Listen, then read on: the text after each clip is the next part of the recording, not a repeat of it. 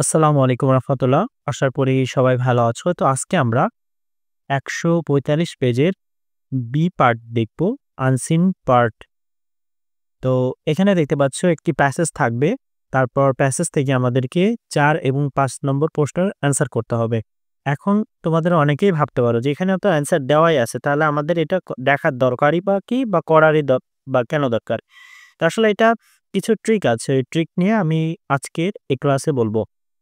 তো খেয়াল করো, এখানে ৪ আর ৫ এর যে অ্যান্সার করতে বলছে, তোমরা এই প্যাসেজটি পড়ার আগে ৪ আর ৫ প্রথমত এটা আগে দেখে নিবা। যেমন ৪ নাম্বারে বলছে কমপ্লিট দ্য টেবল বিলো, মানে এই যে টেবিল আছে এই ছকগুলা আমাদের পূরণ করতে হবে। ছকে ৩ টা ইনফরমেশন দেওয়া আছে, যেমন মেয়েরা সম্পর্কে হু, সে কে, হোয়াট কি করে, হোয়েন বা হোয়ার সে কোথায় করতেছে বা কখন করছে সেটা এখানে তোমাকে উল্লেখ করতে হবে, ঠিক আছে? বাট প্রবলেমটা যেটা হচ্ছে সেটা উপরে অনেকে আগে প্যাসেজ পড়ে, পরে এটা দিতে যেয়ে প্যাসেজ থেকে আর খুঁজে পায় না। কারণ ওই বিষয়গুলো খেয়াল করে না। তাহলে ১ম এ দেখো মীরার আ কোথায় বলতেছে যে সে when বা where কম্পিউটার সায়েন্স নিয়ে পড়াশোনা করছে, স্পেশালি কোন ভার্সিটিতে, ঠিক আছে? কোথায়? এটা হয়তো সাল হবে বা কোনো একটা স্থানের নাম হবে। আচ্ছা, আ ইন ফরেন কান্ট্রিজ মীরা, তাহলে মীরা যখন অন্য দেশে ছিল, ফরেন কান্ট্রিজ বিদেশে ছিল, তখন সে সেখানে কি করছে? পার্ট 2 তে দিতে হবে। তারপরে হচ্ছে ২০১২ সালে স্টার ভয়েস সিঙ্গিং যে কম্পিটিশন সেখানে অ্যাওয়ার্ডেড বা পুরস্কৃত হয়েছিল কে? সেটা তোমরা পার্ট 3 3 তে বলতে হবে। তারপর রুদ্র হচ্ছে আ বৈশাখী কনসার্ট সে কোথায় করছে? যেহেতু এখানে সময় দেওয়াই আছে ২০১৬, তার মানে তোমার স্থানের নাম বসাইতে হবে। তারপরে মানসের কথা বলছে দেখো, যে সে তার ১ম যে অ্যালবামটা, সে অ্যালবামটা সে কবে রিলিজ করে বা কোথায় রিলিজ করে? তো এইটা তোমাকে একটু খেয়াল রাখতে হবে যে মীরা, রুদ্র এবং মানসের হচ্ছে এই বিষয়গুলা তোমাকে ওই প্যাসেজের মধ্যে থেকে বের করতে হবে। এবং ৫ নম্বরে দেখো এখানে বলছে কি যে মূলত তোমাকে ট্রু ফলস বের করতে হবে। ঠিক আছে? তো এখানে বলছে Meera enjoy singing folk song. তাহলে ফোক সং কি করে? মীরা খুবই পছন্দ করে। এটা একটা পার্ট। এবং পার্ট বি তে যেটা আছে, এখন দেখো তুমি এখানে অনেক কিছুর অর্থ জানো না। ঠিক আছে? অর্থ নাই জানতে পারো, সমস্যা নাই। কিন্তু তোমাকে একটু চিন্তা করে অ্যান্সার দিতে হবে। মনে করো এখানে তুমি কোনোটারই অর্থ জানো না, শুধু এনজয়ের অর্থ জানো। তো এইটা দেখেই তুমি ওখানে অ্যান্সার করবা যে মীরা কি করে? এনজয় করে। কি? ফোক সং মানে কোনো একটা মনে করো সং। এইভাবে তুমি অ্যান্সার করতে পারো। আচ্ছা, তারপর বলছে Meera perform at both national and international level. আমরা ন্যাশনাল মানে আমরা বুঝি, ইন্টারন্যাশনালও বুঝি। তার মানে মীরা হচ্ছে কি করে? পারফর্ম করে। সে হচ্ছে সেখানে ন্যাশনালি বাংলাদেশে বা হচ্ছে তার দেশে জাতি আ সে নিজের স্থানীয় এলাকা বা সে বাইরের দেশে সে হচ্ছে পারফর্ম করে, প্রদর্শন করে। ঠিক আছে? সে হচ্ছে ফোক সং গায়। এটা বুঝাইতে যাচ্ছে। তো এই বিষয়গুলা তুমি আগে পড়ে নিবা। পড়ার পর তুমি এখান থেকে যখন হচ্ছে তুমি পড়বা প্যাসেজটি, তখন হচ্ছে ভিতর থেকে তুমি দাগাবা যে তোমার ভিতরে কোন, কোন ইনফরমেশন দরকার আছে। আর যদি দাগাতে নাও পারো, তাও তো তোমার একটু আইডিয়া আসছে, তাই না? যে তোমার কোন, কোন তথ্যগুলা তোমার ভিতর থেকে নিতে হবে। তার আগে আমরা প্যাসেজটি দেখব। বলছে Meera is a singer with a great zeal for folk song. মানে মীরা হচ্ছে একজন সিঙ্গার, একজন গায়ক উইথ এ গ্রেট জিল। জিল বলতে হচ্ছে তোমার প্রবল আগ্রহ থাকা। ঠিক আছে? গ্রেট জিল মানে প্রবল আগ্রহ for folk song, folk song গানের জন্য। She is a dancer too, এবং সে একজন আ মানে নৃত্যকারী। ঠিক আছে? বা সে হচ্ছে গানও গায় আবার নাচেও। ঠিক আছে? She enjoy dancing with folk song, মানে সে হচ্ছে ফোক সং এর সাথে সে নাচতে কি করে? এনজয় করে, ভালোবাসে বা পছন্দ করে বা উপভোগ করে, যেটা বলো সমস্যা নাই। She performs at national event and also represent our culture in different countries. খেয়াল করো। তাহলে মীরা কি করছে? সে হচ্ছে ন্যাশনাল ইভেন্টসে সে হচ্ছে পারফর্ম করে। আবার কি করতেছে? Represent our culture in different countries. Different countries আর ফরেন কান্ট্রিজ তো একই, তাই না? তাহলে দেখো এটা থেকে বোঝা যাচ্ছে যে তোমার ৫ এর প্রথমটার অ্যান্সার কি হবে? এই যে দ্বিতীয়টার অ্যান্সার কি হবে? ট্রু হবে। আর প্রথমটার এনজয় সিঙ্গিং ফোক সং। আচ্ছা, এনজয়, এখানে এনজয়ের কথা বলছে। আর এখানে কি আছে? এই যে এনজয়। তাহলে কি আছে? Dancing with folk song. তার মানে হচ্ছে তোমার এটা একটু ভুল আছে, এটা ফলস আছে। এটা ফলস আছে, তোমাকে হচ্ছে এই অ্যান্সারটা দিয়ে দিতে হবে। অর্থাৎ ওখানে যেটা আছে ওইটা এখানে তোমাকে বসাই দিতে হবে। ঠিক আছে? বুঝতে তো পারছো যে কিভাবে অ্যান্সার করতে হবে।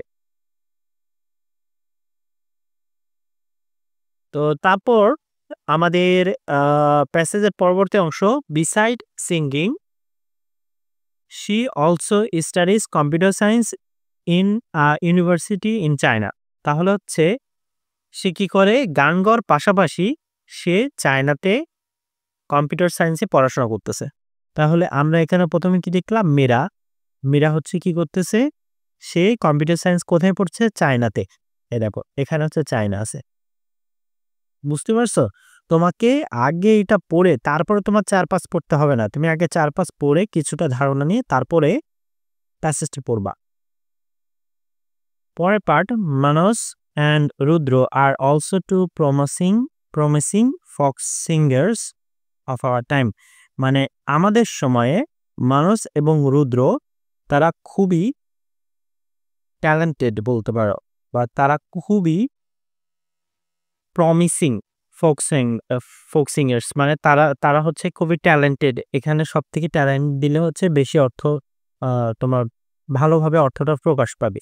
তো মনে করো এখানে তুমি প্রমিসিং এর অর্থটা বুঝতে পারতেছো না, তো ওই রকম ট্যালেন্ট বোঝা যাচ্ছে যে যেহেতু এখানে আওয়ার টাইম বলতেছে, আবার টু প্রমিসিং ফোক সিঙ্গার্স, তার মানে তারা হচ্ছে ট্যালেন্টেড। ঠিক আছে? আমাদের সময় সব থেকে ট্যালেন্টেড হচ্ছে ফোক সিঙ্গার্স। তাহলে মানস পাস্ট এসএসসি এক্সামিনেশন ইন 2018। তার মানে মানস হচ্ছে 2018 সালে সে এসএসসি পাস করে। আর রুদ্র হচ্ছে সে ক্লাস 8 এর স্টুডেন্ট ছিল। And Manas won the star voice singing competition in 2012। তাহলে দেখো এখানে মানস কি বলছে? এই যে স্টার ভয়েস সিঙ্গিং কম্পিটিশন 2012, তাহলে এটা কে করছে? এটা হচ্ছে মানস। ঠিক আছে? তাহলে এইভাবে করে কিন্তু তুমি অ্যান্সারটা করতে পারো। আর যেটা ২-১টা বাদ হয়ে যাবে সেটা পরে করবা, মানে প্যাসেজটা পড়া শেষ হওয়ার পর করবা এটা। Rudra won that award in 2015 in the same category. Rudra কি করছে? 2015 সালে পাইছে। একই ক্যাটাগরিতে একই কম্পিটিশনে মানস হচ্ছে 2012 সালে পুরস্কার পাইছে, বাট রুদ্র পাইছে 2015 সালে। He performed in the Boishakhi Open concert at Dhaka University campus in 2016 এবং সে বৈশাখীর যে ওপেন কনসার্ট এটা হচ্ছে ঢাকা ইউনিভার্সিটি ক্যাম্পাসে 2016 সালে করছে। তাহলে এখানে আমরা পারফর্ম নিয়ে হচ্ছে কিছু আছে দেখি। না, এখানে নাই। আচ্ছা, এই যে বৈশাখী কনসার্ট আছে, পারফর্ম। তাহলে রুদ্র কি করছে? 2016 সালে বৈশাখী কনসার্ট করছে সে। কোথায় করছে? হোয়েন বা হায়ার করছে, এখানে দেখো ফাঁকা আছে। তার মানে কোথায় করছে সে? ঢাকা ইউনিভার্সিটি ক্যাম্পাসে। এ দেখো এখানে ঢাকা ইউনিভার্সিটি ক্যাম্পাস। বুঝতে পারছো? তো তুমি যখন প্যাসেজ পড়বে একসাথে তোমার এই অ্যান্সার গুলাও হয়ে যাচ্ছে। তুমি একসাথে 3টা তুমি 4 আর 5 করবা একসাথে। ঠিক আছে? এটা পড়বা আর 4 আর 5 করতে হবে। যেটা একদম লাস্টে হবে না, পাচ্ছ না, সেটা আরো 2-একবার দেখলে হয়ে যাবে। দেখো, both Manos and Rudra love folk song because it appeals to our root culture. Appeals মানে হচ্ছে আগ্রহ। ঠিক আছে? তো কোনো কিছু প্রকাশ করা, appeals করে। কিন্তু এখানে যদি appeals দাও তাহলে অর্থটা ওইভাবে মিলবে না। এটা appeals to our root culture মানে হচ্ছে এটি আমাদের যে প্রধান সংস্কৃতি আছে সেটাকে তোমার হচ্ছে প্রদর্শন করে। এরকম অর্থ দিলে সবথেকে বেশি মানাবে এখানে। They believe that folk music can reach the heart of our common people easily. তারা বিশ্বাস করে যে ফোক যে মিউজিক বা গান আছে এটা সাধারণ মানুষের হৃদয়ে সহজে পৌঁছে যায়। In 2018, Manos successfully released his first album title মন জানালা। তাহলে মানস কি করছে 2018 সালে সে মন জানালা নামে তার প্রথম অ্যালবাম বের করছে। এখন অ্যালবাম নামে একটা ছিল দেখো মানস হিজ মেইডেন অ্যালবাম, যেহেতু অ্যালবামের কথা বলছো, মেইডেন মানে তুমি জানো না যে এটা প্রথম, ঠিক আছে? কিন্তু তুমি যেহেতু অ্যালবামের কথা বলছো আর এখানে একবারই তার বিষয়ে অ্যালবামের কথা বলা আছে, তো এটা কোথায় প্রকাশ করছে? এটা প্রকাশ করছে দেখো কোথায় কি বলা আছে, এর কথা এখানে কোনো জায়গার কথা বলা আছে নাই, শুধু সময়ের কথা বলা আছে যে 2018-তে। তার মানে এখানে তোমার এই যে 2018 দিয়ে দিতে হবে, ঠিক আছে? যদি সময় থাকতো আবার জায়গার কথাও থাকতো তাহলে দুইটাই তোমার এখানে বসাইতে হতো।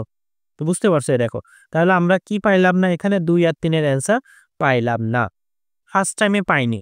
কিন্তু তুমি যখন আরো ভালো করে দেখবা তখন পেয়ে যাবা। যেমন মীরা ইন ফরেন কান্ট্রিজে সে কি করে, সে নিজের দেশকে রিপ্রেজেন্ট করে না, এই যে রিপ্রেজেন্ট আওয়ার কালচার, নিজের দেশকে রিপ্রেজেন্ট করে। আবার ধরো 2012 সালে কে হচ্ছে তোমার স্টার ভয়েস সিঙ্গিং কম্পিটিশন জিতছে? মানস, ঠিক আছে? এই যে 2012-তে জিতছে, দেখো 2012-তে মানস কি করছে স্টার কম্পিটিশন জিতছে 2012-তে, ঠিক আছে? আচ্ছা, আর এখানে তো আমরা মাত্র 2টা দেখছিলাম, 2টা তো অ্যান্সার করছি যে মানস আর রুদ্র ওয়ান 2 ডিফারেন্ট অ্যাওয়ার্ডস, এটা ফলস। কারণ কি মানস আর রুদ্র কি একই পুরস্কার পাইছে। তারপরে the first album of Manas was released in when he passed the SSC examination, এটাও true. The common people of our country love folk song, এটাও ট্রু, ঠিক আছে?